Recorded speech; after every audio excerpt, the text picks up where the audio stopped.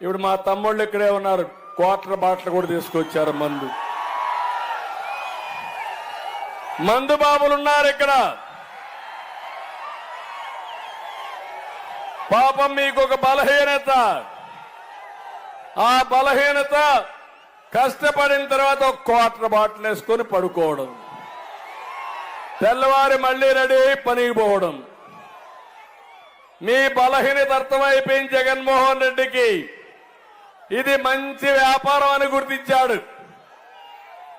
అందుకని మద్యపాన నిషేధం అని చెప్పాడా లేదా? రేట్లు పెంచాడా లేదా? నేనున్నప్పుడు 60 రూపాయలు క్వార్టర్ బాటిల్, ఇప్పుడు ఎంత తమ్ముళ్ళు? 200. అవునా కాదా? అది కూడా జే బ్రాండ్ అవునా కాదా? నాసిరకం అవునా కాదా? తమిళనాడులో ఉండే బ్రాండ్లకు ఉన్నాయా? ఇవన్నీ కూడా జగన్మోహన్ రెడ్డి సృష్టించినటువంటి బూమ్ బూమ్